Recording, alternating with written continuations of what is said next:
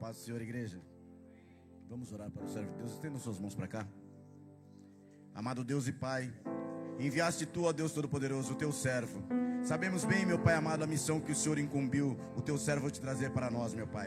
Então, desde já nós te pedimos, meu Deus eterno e meu Pai misericordioso, que o Senhor o fortaleça sempre mais, meu Pai, trazendo sobre ele, meu Pai, a tua unção, o teu poder, meu Pai, para que a melhor palavra, a melhor ministração, meu Pai amado, tudo aquilo que fluir de ti, meu Pai amado, possa pelo teu filho ser aqui ministrado, meu Deus. Enquanto ele aqui estiver, meu Pai, guarde o lar dele, guarde tudo que leva o nome dele, meu Pai, para que no nome do Senhor Jesus, meu Pai amado, ele esteja livre para trazer, Santo Deus, a rica e poderosa palavra do Senhor, meu Pai. Nós agradecemos a ti, bom Deus, por enviar o teu servo, glorificamos o teu santo nome, meu Pai, e que a bênção do Senhor esteja sobre o teu filho, em o nome do Senhor Jesus. E a igreja aplaude ao Senhor.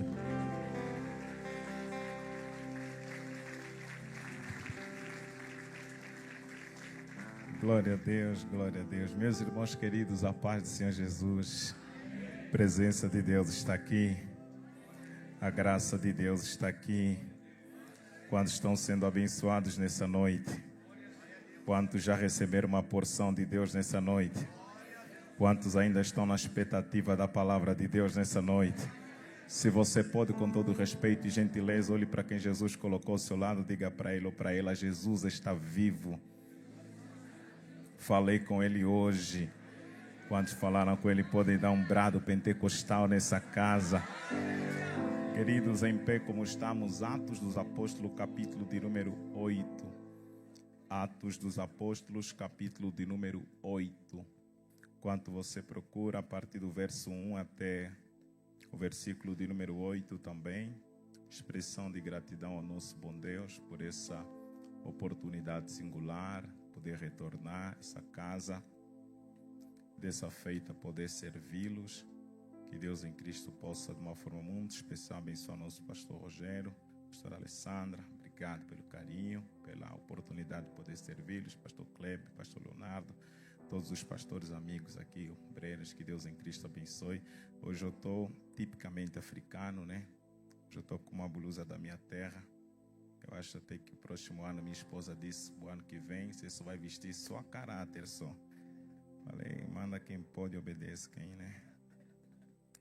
Que Deus possa abençoar. Tem algum pai de primeira viagem aqui como eu, assim, que está na vigília? Tem? Algum pai não está aqui hoje, não? Depois tem que perguntar nele se ele já fez o teste do nariz já. Você sabe o que é o teste do nariz? Quando o bebê nasceu, o meu filho nasceu a primeira semana, ele dormia muito.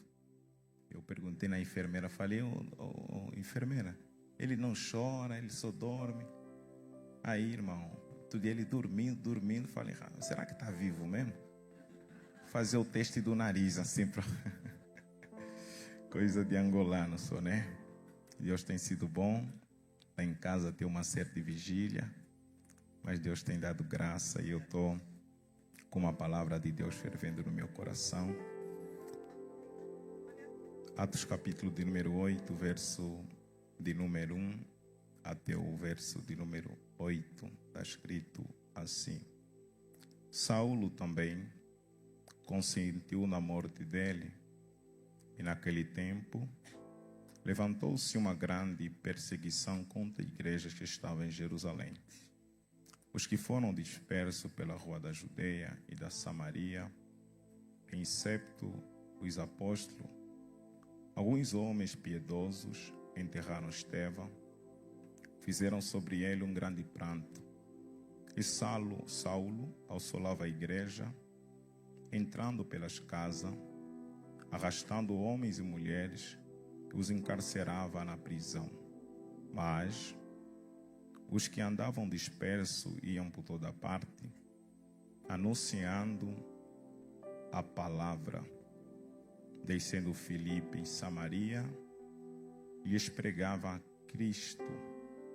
As multidões normalmente prestavam atenção ao que Filipe dizia, porque ouviam e viam os sinais que ele fazia, pois os espíritos imundos saíam de muitos e que tinham clamado em alta voz, e muitos paralíticos e coxos eram curados. Versículo 8, se você pode ler, 1, 2, 3. E havia muita alegria naquela cidade. Você pode dar uma glória a Deus? Prefiro que alguém diga assim: se prepara, porque está chegando para você um tempo de alegria. Se assente pela bondade de Deus.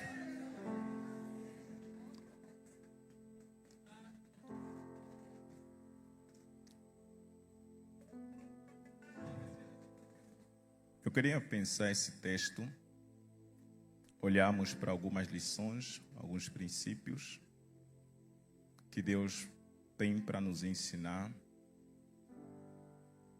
quando enfrentamos qualquer que seja o tipo de perseguição.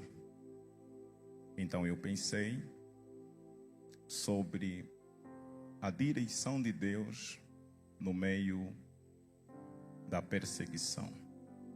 O livro de Atos, ele é o único livro histórico no Novo Testamento, escrito por Lucas, enviado para Teófilo, com o propósito de narrar o começo da igreja, seus fundamentos teológicos, suas bases doutrinárias, a expansão e o crescimento desse movimento que é chamado de cristianismo, que tem pelo menos 2000 anos. O capítulo de número 1, ele narra então as últimas promessas de Jesus para os seus discípulos após a sua ressurreição. Jesus promete a sua vinda, Jesus promete o derramar do seu Espírito. Capítulo de número 12, a Bíblia diz que os discípulos são cheios do Espírito Santo. Eles ouvem um som como de um vento veemente. Eles vejam línguas repartidas como que de fogo. E todos eles são cheios e começam a falar em outras línguas, conforme o Espírito Santo lhe concedia. Quando eles são cheios, pelo menos 3 coisas aconteceram. A sua audição espiritual se abriu. A sua visão espiritual se abriu. E a sua palavra mudou e começou a ser uma palavra profética. Eu desejo nessa noite que Deus abra a sua audição espiritual. Que Deus abra os seus olhos espiritual. Que depois desse culto, a tua palavra muda e a sua palavra seja profética para você, para a tua casa e para a tua família. Capítulo de número 13 é o primeiro milagre da igreja. Um homem que estava na Porta Formosa há mais de muito tempo, esperando pelo menos uma esmola, uma ajuda. Pedro chega e declara: não tenho ouro, não tenho prata, mas isso que tenho te dou. Em nome de Jesus Cristo Nazareno, levanta e anda. É interessante, irmão, que o nome de Jesus faz aquilo que o dinheiro não faz. Oh, glória a Deus. Porque quando se esgotam todos os recursos terrenos, ainda nós temos os recursos celestiais para a nossa vida.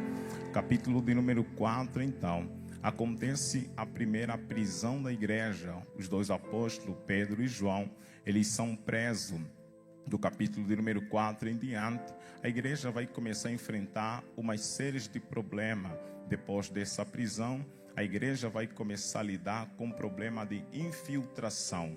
Ananias e Safira, no capítulo de número 5, o diabo colocou no seu coração para mentir o Espírito Santo, pensando que estava mentindo os apóstolos. Mas Pedro se levanta no poder do Espírito Santo e repreende Ananias e Safira, e eles morrem na mesma hora. Por quê? Porque se Pedro tolerasse essa mentira, a igreja podia perder a sua autoridade.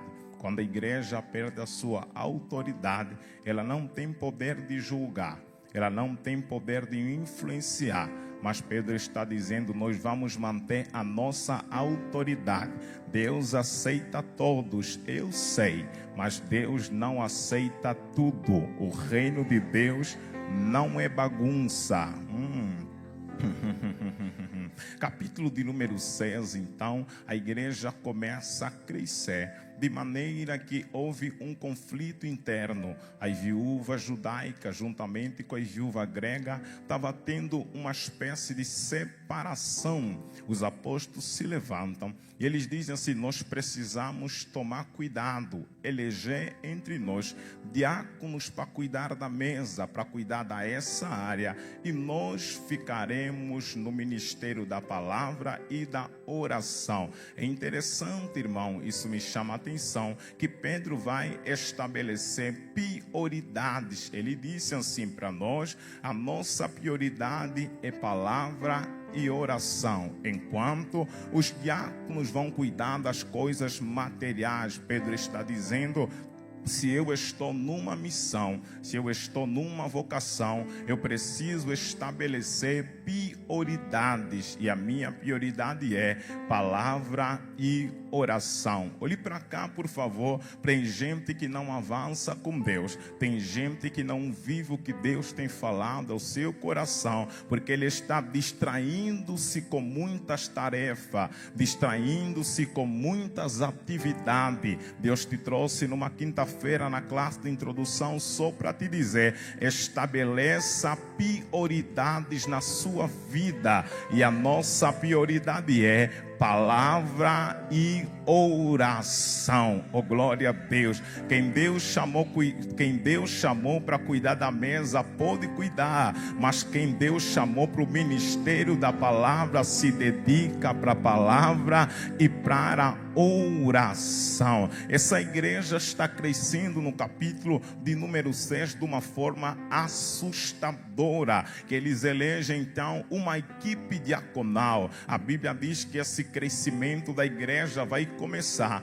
a provocar um desconforto no inferno, e se levanta então o primeiro mártir da igreja, chamado Estevão. A Bíblia diz que Estevão é apedrejado, mas ele faz uma declaração linda. Enquanto ele está sendo apedrejado, ele disse assim: eu vejo os céus abertos e o Filho do Homem assentado à destra do trono do Pai. Mas ele está sendo apedrejado, ele não vê as pedradas que estão sendo lançadas sobre ele, ele enxerga o Cristo que está ao trono intercedendo, porque o crente é o único, irmão, que apesar das pedradas da vida, os seus olhos estão fitos no autor e o consumador da nossa fé. Deixa eu abrir um parênteses para lhe dizer: independentemente da luta que você pode passar na sua caminhada de fé,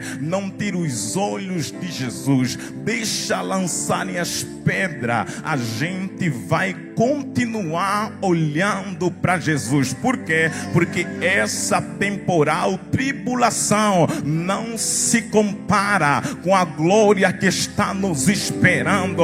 Era para você dar um glória a Deus melhor só nisso aqui. Deixa o fofoqueiro falar, mas eu não tiro meus olhos para Jesus. Deixa a tempestade soprar, mas eu não tiro meus olhos para Jesus. Deixa o crítico falar, mas eu não tiro meus olhos para Jesus. Jesus não apenas está comigo no dia da alegria, mas Jesus está comigo no dia da pedrada também. Eu estou olhando para Jesus de Nazaré. Eu estou sentindo que eu estou começando a ficar animado aqui. Pegue na mão de quem está ao teu lado, só para ele não dormir, e libera a primeira palavra de profecia. Não importa as pedras na sua caminhada, continue olhando para Jesus de Nazaré. Pastor, mas eu estou doente. Olhe para Jesus. Pastor, mas eu tenho um problema familiar. Olhe para Jesus. Pastor, mas meu filho não é crente. Olhe para Jesus. Pastor, mas a empresa me mandou para casa. Olhe para Jesus. Pastor, mas o diagnóstico médico não foi mais favorável.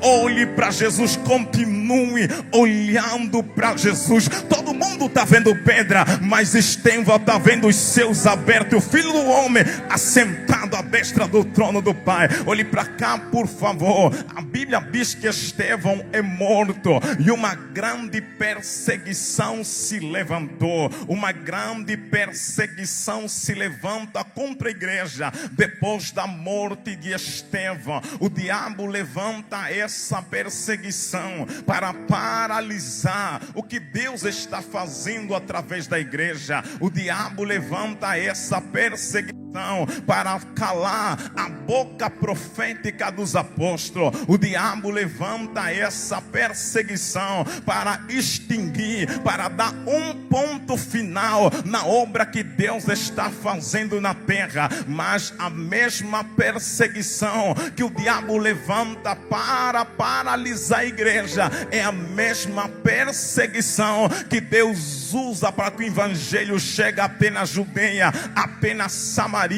Deixa eu abrir um parênteses para lhe dizer: eu preciso ter cuidado para enxergar as perseguições da minha vida. Tem gente que no meio da perseguição ele só enxerga o diabo. Tem gente que no meio da luta ele só enxerga o inimigo. Tem gente que no meio do problema ele só consegue ver a mão do diabo sobre a sua casa. Mas eu vim te mostrar um outro ângulo da perseguição. Não é apenas o diabo que está agindo, é Deus que está permitindo para que essas lutas cheguem na sua vida. Por quê? Porque se a igreja não fosse perseguida, Atos capítulo de número 1, verso de número 8 não podia se cumprir. E o que está escrito lá, pastor Raul? Está escrito assim: quando a virtude do Espírito vir sobre vocês, vocês serão meu testemunha em Jerusalém, na Judeia, Samaria, até os confins da terra. Em outras palavras, foi a perseguição que tornou essa promessa real. Foi a perseguição que fez a igreja sair de Jerusalém, chegar até na Judeia e na Samaria. Será que eu posso aplicar para a sua vida nessa noite? A mesma perseguição que o diabo levanta para nos matar é a mesma perseguição que Deus usa para nos promover. Eu posso pregar para alguém nesse lugar: a perseguição, ela serviu para despertar a igreja, tirar a igreja do comodismo e levar a igreja para o local de trabalho. Algumas lutas que você passa, Deus permite, é para lhe despertar, é para tirar você do comodismo. Quem não conhece aquele crente, irmão, quando ele está na luta, na prova, ele ora, jejua, vem para a igreja, dá glória, levanta a mão, sapateia, rodopeia. Ele é um crente canela de fogo, típico pentecostal. Mas quando as coisas melhoram, você acomoda um pouco. Eu não sei por que ir para a igreja quinta, domingo. Eu não sei por que levantar a mão. Eu não sei por que gritar tão alto. Tá bom, minha filha, mas quando estava na prova você gritava. Quando estava no vale você dava aquele glória a Deus mais alto que você pode. Algumas lutas Deus permite, não é para te matar, mas é para te despertar, para te tirar do lugar do conforto e te levar no lugar do confronto. Eu vim pregar para alguém: a vida cristã não é uma vida de conforto. A vida cristã é uma vida de confronto, é uma vida de luta, de batalha, de sacrifício, de renúncia. E Jesus me trouxe para lhe dizer: eu estou permitindo essa luta, não é para te matar, mas eu estou te levando no lugar do confronto. Levante as mãos para adorar. Eu estou ficando animado aqui, mas olhe para cá, por favor.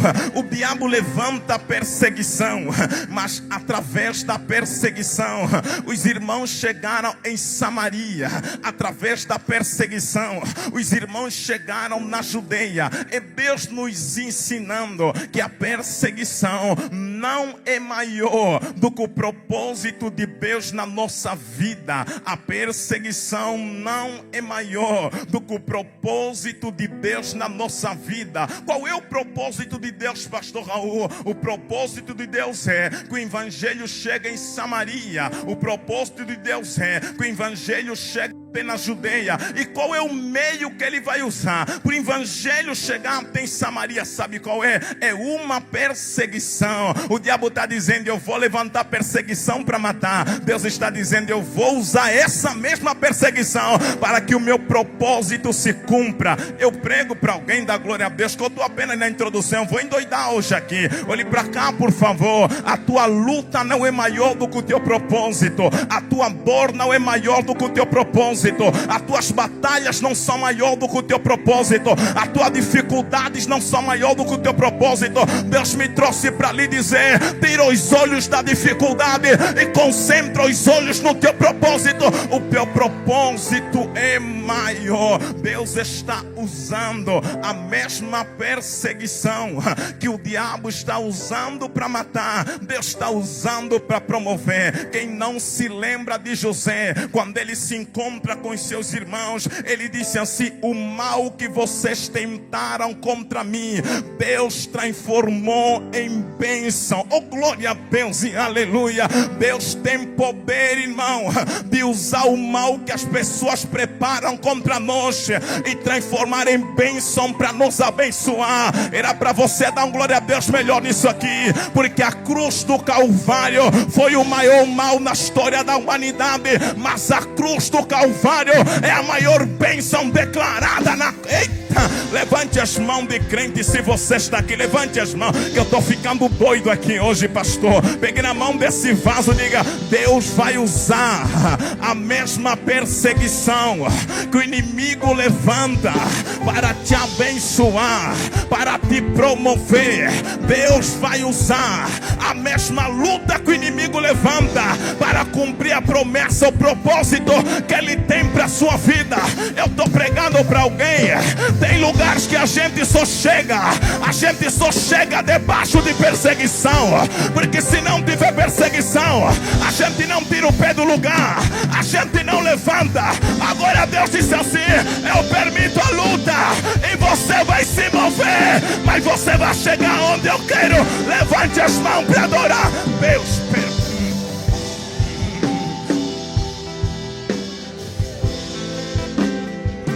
É a mesma perseguição. Vocês estão no culto ou não? É a mesma perseguição que o inimigo usa, é o que Deus também está usando. Olhe bem para mim. Eu não sei você, mas tem gente que só veio para a igreja porque as coisas apertaram. Porque quando eu estava no bem bom, nem queria saber nem de Deus, nem de igreja, nem de salvação. Mas quando as coisas apertaram, você falou: meu Deus, só me resta correr para Jesus. É Deus dizendo: eu usei a perseguição, é só para te trazer perto do chamado que eu tenho para a sua vida. Você não lembra de Jairo? Enquanto a filha está doente, enquanto a filha está saudável, ele é príncipe da sinagoga. Ele não se curva para ninguém, ele não se humilha para ninguém, ele não se esvazia para ninguém. Mas quando a filha ficou doente, na beira da morte, Jairo disse: eu tenho que quebrar o protocolo, eu tenho que jogar de lado o meu título, eu tenho que jogar de lado o meu cargo, eu tenho que jogar do lado a minha posição. Eu vou correr para Jesus. Ele não foi só atrás de Jesus, ele fez algo que um príncipe da sinagoga jamais faria. A Bíblia diz que quando ele chegou na presença de Jesus, ele se humilhou, ele se rendeu, ele se esvaziou. Através dessa atitude, Jesus disse: eu vou para a tua casa. Irmão, coisa linda é quando Jesus disse assim: eu vou para a tua casa. Vocês não estão no culto não. Se Jesus ir para a tua casa nessa quinta-feira, não tem capeta, não tem feitiço, não tem macumba. Jesus vai para a tua casa. Eu vou para a tua casa, Jairo. Eu vou colocar em ordem tudo que está em desordem. Eu vou dar vida para quem está morto. Eu vou colocar de pé quem está deitado numa cama. Se prepara, assim diz o Senhor. Depois desse culto, Jesus vai contigo na tua casa. Levante! É a mesma perseguição. É a mesma perseguição. A Bíblia diz que a perseguição chegou. Os irmãos começaram então a fugir. Apenas um detalhe. A Bíblia diz que quando eles fugiam, versículo de número 4, eles anunciavam a palavra. Você não entendeu? Deixa eu reformular. Qual é o propósito da perseguição?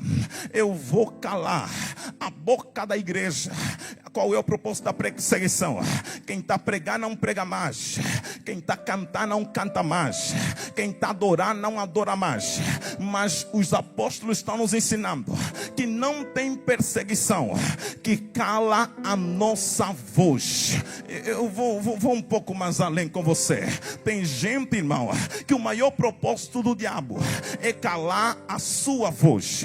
O maior propósito do diabo é fazer com que você jogue as toalhas. Você para, você desiste. Você diz assim: pastor, é tanta luta que eu não vou mais para a igreja.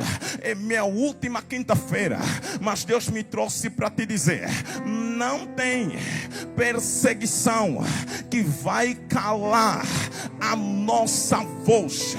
Eu gosto um louvor do irmão Lázaro, que já está no céu, que ele disse assim: crente passa pela prova. Mas como é que ele passa, pastor Kleber? Ele passa pela prova dando glória a Deus. Crente não passa pela prova com a boca fechada. Crente não passa pela prova murmurando. Crente passa pela prova dando glória a Deus. Eu estou sentindo a graça de Deus aqui, porque é fácil, irmão, a gente abrir a nossa boca para falar das grandezas de Deus quando tudo está indo bem. É fácil abrir a boca para glorificar ao Cristo ressurreto quando todas as coisas estão bem alinhadas. Quando aquela porta de emprego se abre, a gente diz assim: Deus é bom, Deus é fiel. Quando aquele filho se converte, quando aquela enfermidade é curada, a gente levanta a nossa mão para dizer: Deus é tremendamente extraordinário. Mas esse texto nos convoca a abrirmos a nossa boca mesmo no meio da perseguição. Abrimos a nossa boca mesmo no meio da luta, mesmo no meio da prova, mesmo no meio da dificuldade, mesmo no dia mau. Ninguém pode calar a boca de uma igreja salva, lavada, remida pelo sangue de Jesus. Eu estou pregando para alguém, porque o profeta Abacuque declarou: ainda que a figueira não floresça, ainda que a videira não dê o seu fruto, ainda que não haja animal no curral, em todavia eu me alegrarei no Deus da minha salvação. Eu estou pregando para alguém: não tem luta que vai tapar a nossa boca. Quem nasceu para pregar vai pregar. Quem nasceu para profetizar vai profetizar. Quem nasceu para pastorear vai pastorear. Porque assim diz o Senhor: nenhuma ferramenta preparada contra nós vai prosperar, porque Deus vai. Levante as tuas mãos semeando a palavra. Levante as mãos, levante as mãos. Pegue na mão do companheiro e diga: mesmo na perseguição, mesmo no meio da luta, mesmo no meio da dor, abra a boca para pregar, abra a boca para cantar, abra a boca para adorar, abra a boca para profetizar. Deus está dizendo para alguém: abra a boca lá na tua casa, abra a boca lá no teu trabalho, abra a boca dentro do teu carro. Ninguém pode atar a sua boca. Deus te chamou para adorar. Deus te chamou para adorar. Deus te chamou para adorar. Não tem luta que para a nossa voz. Levante as mãos para adorar. Vocês estão no culto ou não? Esse é o propósito do diabo. Eu vou mandar essa luta, porque ela não vai ser mais crente, ele não vai vir mais para a igreja. Eu quero ver se vai falar de Jesus. Não sei se você sabe, mas o crente é o único que quando entra no hospital, quem senta do lado dele é evangelizado. Eu tenho um amigo meu, ele sofreu de um AVC esses dias. Ele disse assim: Raul, quando eu fui internado, eu cheguei lá, sabe qual era a minha preocupação? Eu comecei a falar: rapaz, será que eu esqueci todos os versículos bíblicos na minha cabeça? Ele começou a lembrar.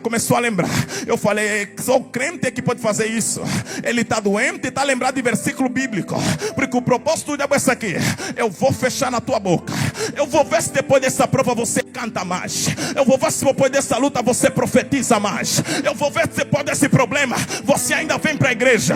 Mas o texto está nos dizendo: aonde eles iam, mesmo no meio da perseguição, eles abriam a boca para pregar a palavra. Porque não tem perseguição que cala a nossa voz. Quem não lembra de Atos capítulo de número 4, versículo de número 20: não nos calaremos de falar aquilo que temos visto e ouvido.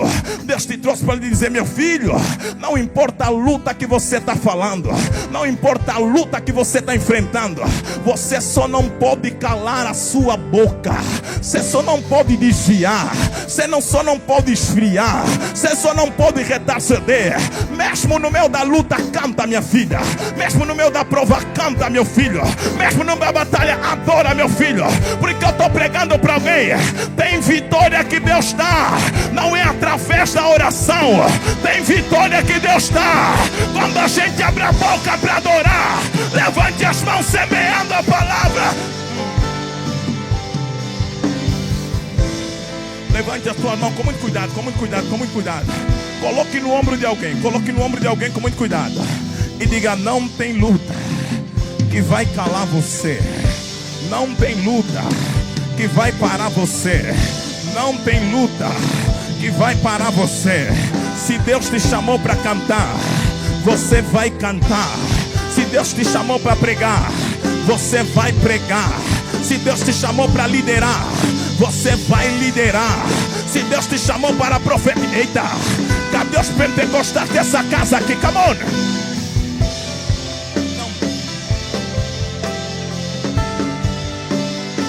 Não tem. Eles vão, mas eles pregavam a palavra. Eles pregavam a palavra. É só o crente que faz isso aqui. Mesmo no meio da perseguição, ele ainda tem tempo de falar de Jesus. Quem não gosta do Salmo de número 137, versículo de número 1 até o verso de número 4, deixa eu ler apenas o verso 4, que ele ficou na minha alma hoje pela tarde. Está escrito assim, o verso de número 3: portanto, irmão, naquele tempo, alguns dos que estavam dentro conosco na Babilônia, aqueles que nos escravizavam, eles disseram assim: por que penduraram a vossa harpa? Sabe qual é o propósito do diabo? É que no meio da luta você abre mão do seu instrumento de adoração. No meio da luta você joga fora a tua Bíblia. Esse negócio de ir para a igreja não é mais para mim, não. Eu vou procurar alguma coisa para me desestressar. Mas crente não, irmão. Mesmo no meio da batalha, a gente abre a nossa boca para profetizar. O que eu gosto mais em crente é que crente não tem negócio de murmuração. Crente tem negócio de profecia na boca. Imagine, meu amigo pastor Marcelo, que Deus te leva num vale de osso seco e Deus diz assim: Raul, o que é que você está vendo aí? Papai, eu estou vendo osso sequíssimo. Agora, qual é o teu ponto de vista? Papai, é que no meu ponto de vista não tem mais solução. Agora deixa eu te mostrar meu ponto de vista nessa situação. Profetiza. Jeová, mas eu podia murmurar, eu podia praguejar, eu podia até lançar maldição, mas Deus está dizendo: crente não lança maldição, crente não murmura, crente não pragueja, crente só tem uma coisa no meio da luta: crente profetiza. Levante as mãos quem está entendendo o que Deus está falando aqui. Eles iam e anunciavam a palavra, porque não tem perseguição que cala a nossa voz. Só que a Bíblia diz que Filipe vai para Samaria, e a Bíblia diz que Filipe chega em Samaria e ele prega Cristo. Isso é lindo para mim, porque quando você lê Atos capítulo de número 6, verso de número 5, está escrito assim: Filipe foi separado para trabalhar como diácono. Ele foi separado para cuidar da mesa. Ele foi separado para trabalhar dentro das quatro paredes. Mas quando você lê Atos capítulo de número 8, a perseguição não fez Filipe fazer trabalho de diácono. A perseguição fez Filipe fazer trabalho de evangelista. Você não deu glória porque eu não apliquei ainda. Quando você lê Atos capítulo de número 21, versículo de número 8, depois lê lá na sua casa. Filipe não é chamado de diácono. É Atos capítulo de número 21, versículo 28. Filipe é chamado de evangelista. Agora eu lhe pergunto, queridos obreiros, aonde é que Filipe lhe consagraram como evangelista? Qual é o texto bíblico que prova que ele foi separado como evangelista? Não tem. Mas a perseguição fez Filipe revelar o seu verdadeiro chamado. Era para você dar glória só nisso aqui, porque Deus permite algumas lutas para revelar quem realmente você é. Eu vou repetir outra vez: Deus permite algumas batalhas para revelar o teu verdadeiro propósito de vida. Deixa eu dar um exemplo para alguém. Tem gente que diz assim: pastor, eu não gosto muito de orar, essa coisa de orar não é comigo. Mas se tiver alguém doente na tua casa, você vira intercessora. É Deus dizendo: eu estou permitindo essa luta, é para revelar o seu verdadeiro chamado. Já era para você dar glória só nisso aqui. Tem gente que diz assim: pastor, eu não gosto muito de pregar, mas Deus te coloca dentro de uma empresa que só você é crente, e você diz aqui: não dá para ficar calado aqui não, eu vou começar a pregar a palavra. É Deus dizendo: eu te coloquei naquele ambiente para revelar o seu verdadeiro chamado. Então grife isso na minha alma. Algumas lutas não é Deus te matando, algumas lutas é Deus te revelando. Eu estou pregando para alguém aqui. Eu conheço alguém, e o nome dele é meu pai. Ele era fazendeiro, toda a vida dele como fazendeiro. Um dia, irmão, ele foi fazer uma excursão bíblica no interior de Luanda. No interior de Luanda, eles estão dentro do ônibus com uns amigos dele. Meu pai está na direção, só que esse ônibus pegou fogo. Meu papai ficou desesperado. Ele pensou que todo mundo que estava lá morreu. Ele ficou desesperado, frustrado, desanimado. Ele disse: Deus, eu não te sirvo mais. Como é que pode? Eu estou fazendo uma excursão com os obreiros e o ônibus está pegando fogo. Meu pai disse que naquela noite, quando ele foi descansar, Deus apareceu para ele no sono, e ele disse assim: paciência, eu serei teu patrão. Irmão, você nem sabe o que deu. Todo o negócio de papai foi à falência. Tudo que ele abria não dava certo. Tudo que ele investia não prosperava. Até que a minha mãe disse assim: você não entendeu que Deus está dizendo para você que Ele é quem vai cuidar de você, que Ele permitiu aquela luta, não era para te matar, mas é para revelar o teu chamado pastoral. Eu estou pregando para alguém: Deus vai revelar quem você é. Talvez depois desse dia, quem não pregava começa a pregar, quem não profetizava começa a profetizar, quem não intercedia começa a interceder. Levante as mãos semeando. Deus vai revelar quem você é. Deus vai revelar. Deus permite algumas perseguições, porque Ele quer revelar quem nós somos. Pegue na mão de quem está ao teu lado e diga: diga ao fraco que tu és forte. Diga ao fraco que tu és forte. Você fala assim: pastor, mas eu sou fraco demais. É porque não chegou a luta lá em casa. Pastor, eu sou fraca demais. É porque não chegou a batalha dentro de casa. Mas quando chega a luta dentro de casa, você vai dizer: diga ao fraco que eu sou forte. Deus permite algumas perseguições é só para revelar qual é o nosso verdadeiro chamado. Quem não lembra de José? Se não fosse a perseguição dos irmãos, ele nunca seria governador. Deus permite a perseguição para revelar o nosso verdadeiro chamado. Quem não lembra de Moisés? Se não fosse a perseguição, você sabe como é que Moisés saiu do Egito? Ele matou um soldado do Egito.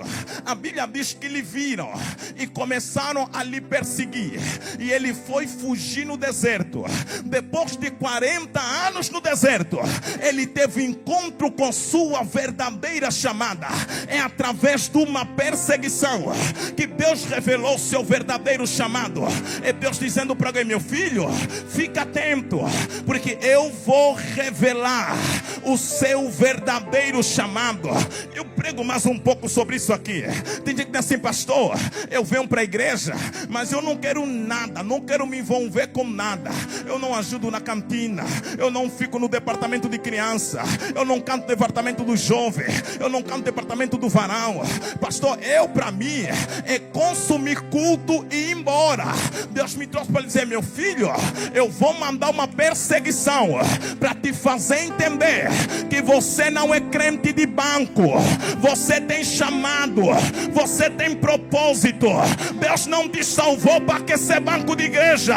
Deus te chamou porque tem um propósito para a sua vida. Deus vai revelar.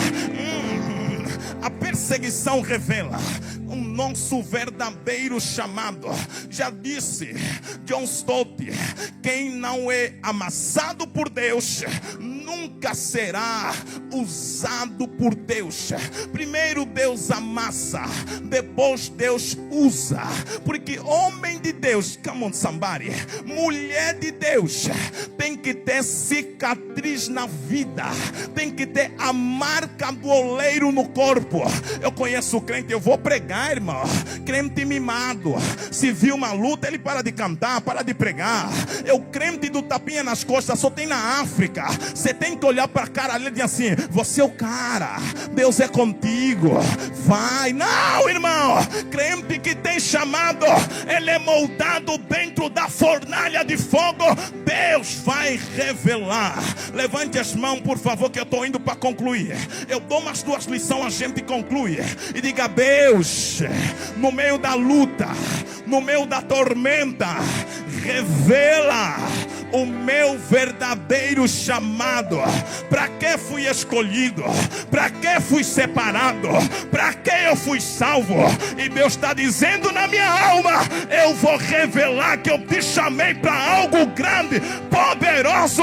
Levante as mãos semeando a palavra.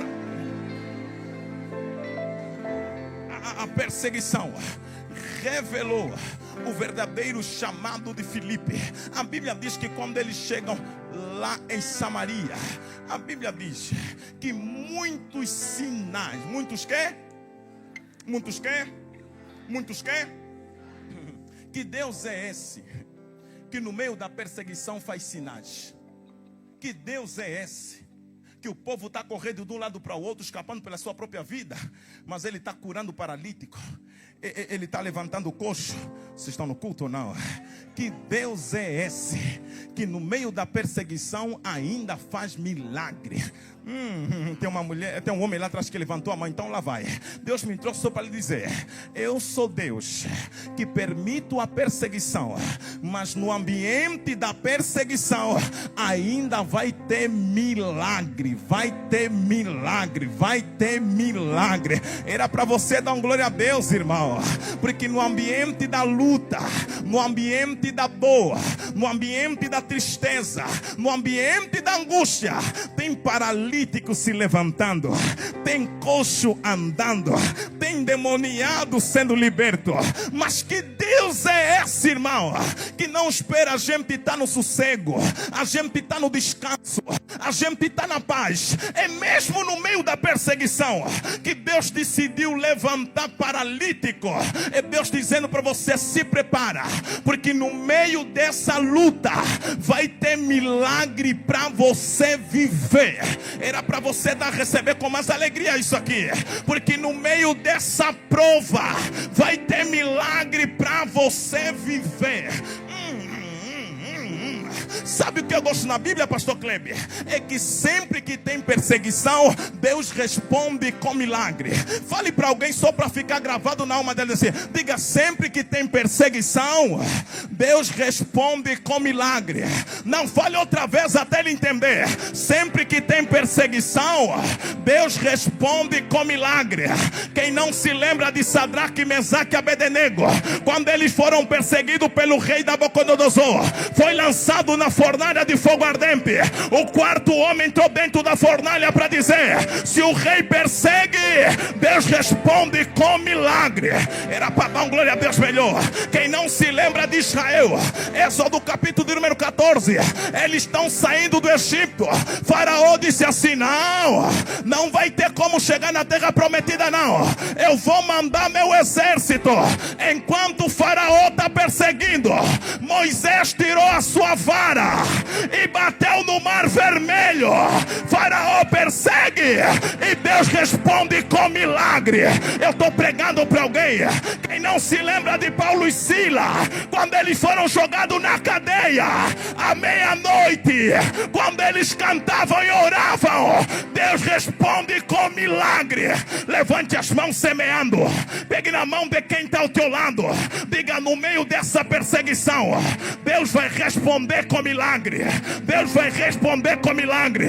Deus vai responder com milagre. Deus vai responder com milagre. Profetiza até ele entender. Deus vai responder com milagre. Sai da frente, Satanás. Essa casa é resposta de milagre.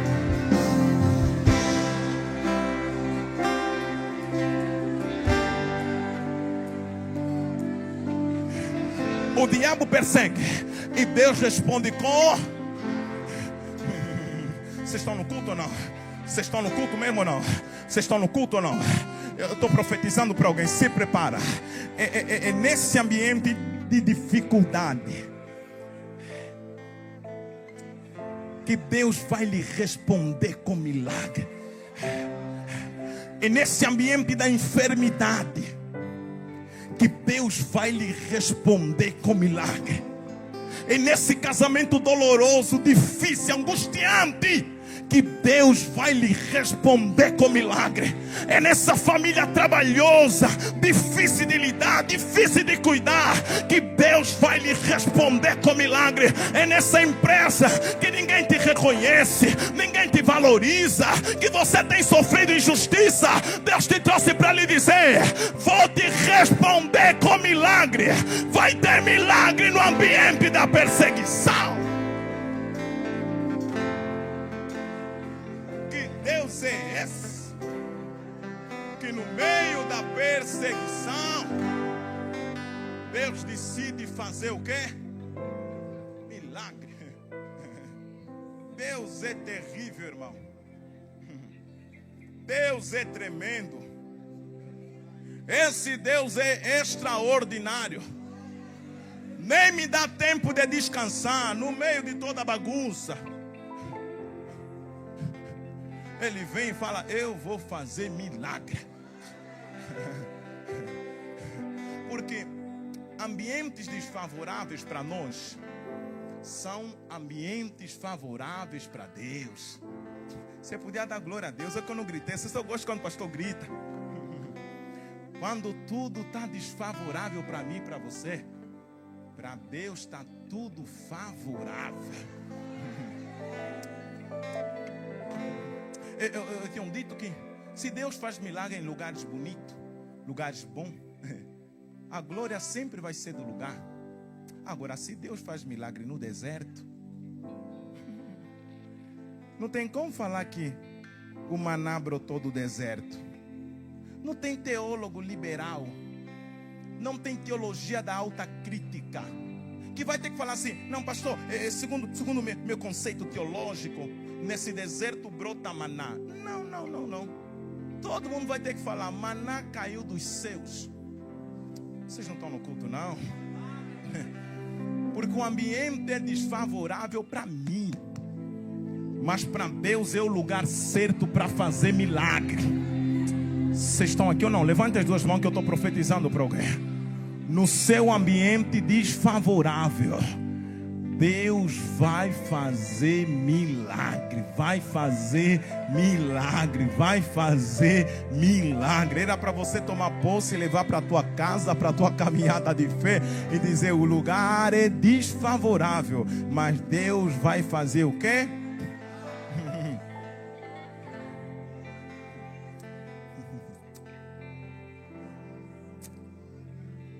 Verso 8. E houve naquela cidade grande. Vocês estão aqui ou não? Grande.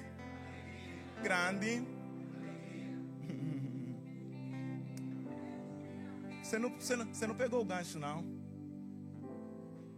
Verso 1. E houve naquele tempo uma grande perseguição. Verso 8. E houve grande. Você percebeu a reviravolta do texto? Que a grande perseguição foi substituída pela grande alegria. Não, vocês não estão no culto, não. Será que eu posso correr aqui ou não? Hoje eu estou de africano, irmão. Lá é 10 horas de culto mesmo. Se prepare. Que Deus me trouxe só para lhe dizer que a grande perseguição vai ser substituída por uma grande alegria. Tem gente que já entendeu. Eu nem precisava mais continuar pregando, porque você já percebeu. Porque começou com perseguição, mas terminou com alegria.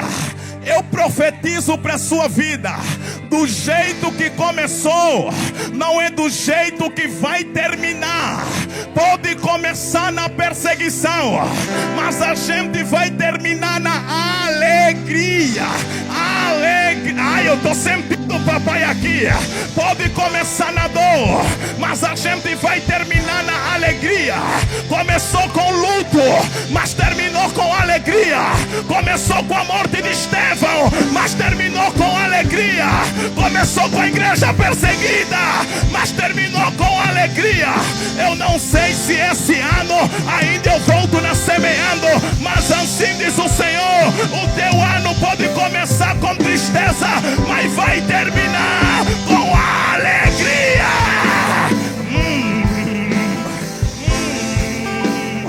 Só quem tem glória a Deus aí. Só quem tem glória a Deus aí.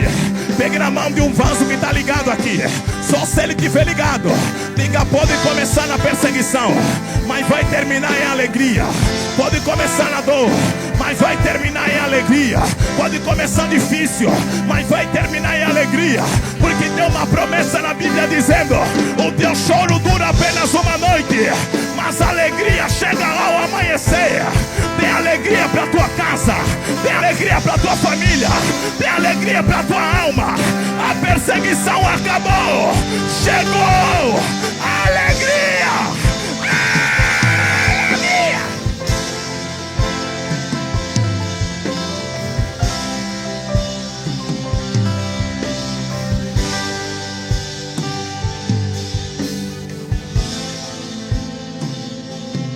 Olhe para cá.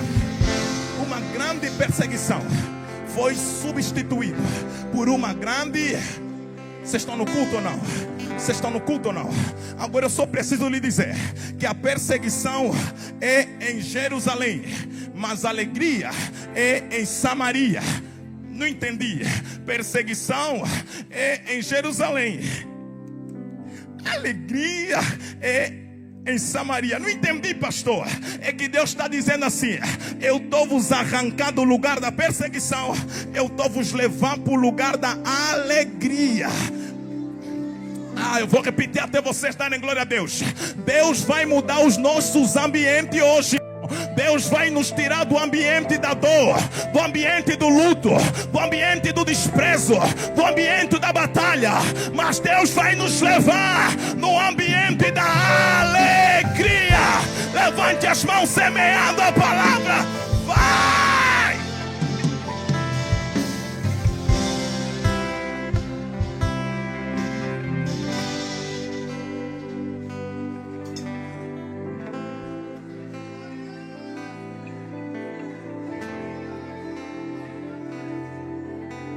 Vem. Por quê? Porque aqueles que levam a preciosa semente andando,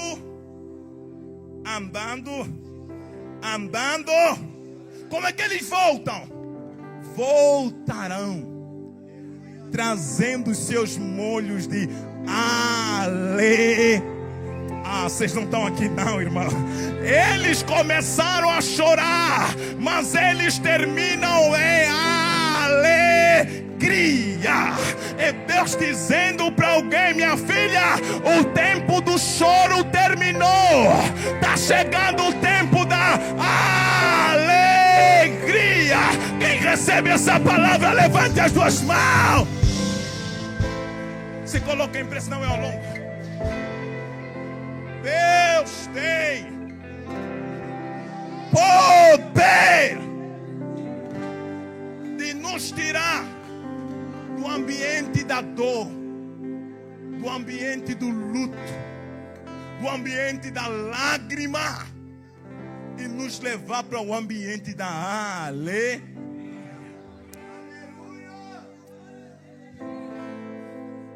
Olhe para cá. O Espírito de Deus está aqui.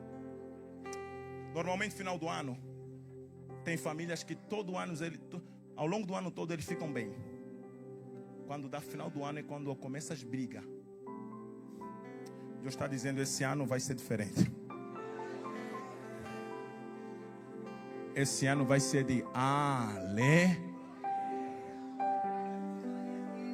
Eu não sei vocês aqui no Brasil, mas em Angola o mês de dezembro é considerado como o mês do azar.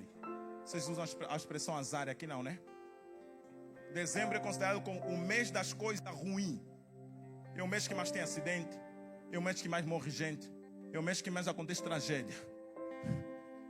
Ai, se eu tivesse lá no meu povo, hein?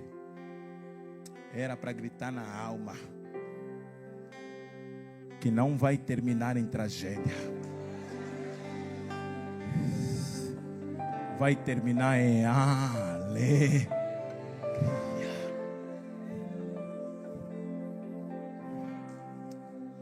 Do jeito que começou, não vai terminar, mulher. Estou vendo a alegria entrando num casamento aqui hoje. Eu estou vendo a alegria entrando numa casa aqui hoje. Aquele espírito de perturbação vai sair de lá, mulher.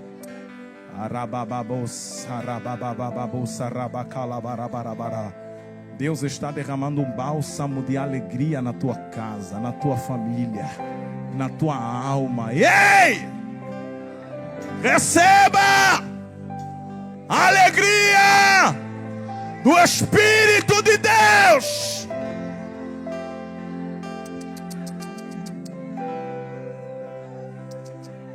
Chegando a alegria. Olhe para cá, estou concluindo. Aquela amargura, sabe? Aquela amargura, aquele ressentimento, aquele ódio. Deus está mudando os teus sentimentos. Deus está transformando você em um ser humano mais alegre. Sorriso no rosto, brilho nos olhos, cabeça erguida, vontade de viver, vontade de conquistar. Quando alguém perguntar o que está acontecendo contigo, você vai dizer: Deus mudou a minha perseguição em alegria. Alegria! Porque o reino de Deus não é comida, não é bebida, mas é paz e alegria no Espírito. Alegria!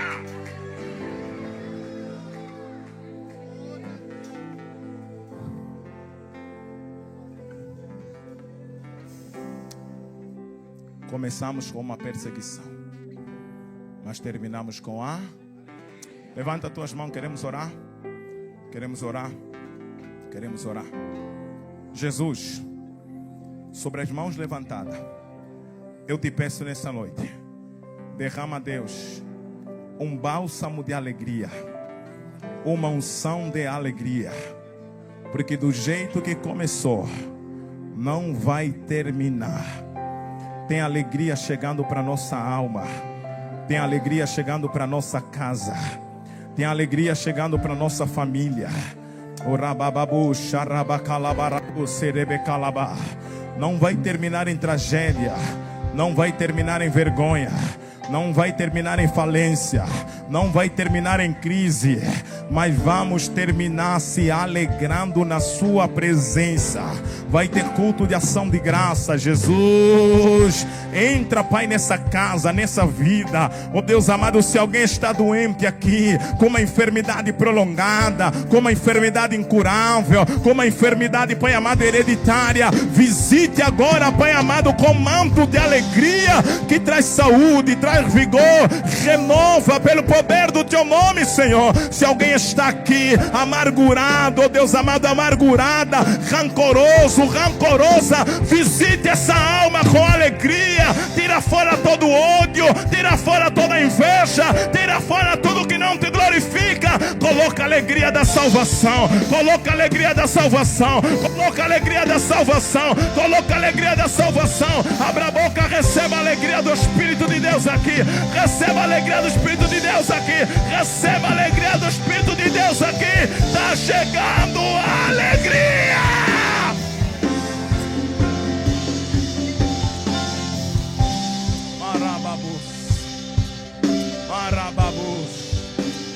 Marababus. Obrigado, Jesus. Obrigado, Pai. Obrigado, Senhor. Eu não sei se você pode, mas olhar pelo menos para duas pessoas assim, da esquerda, da direita, de trás, de frente. Você fala assim: está chegando a alegria.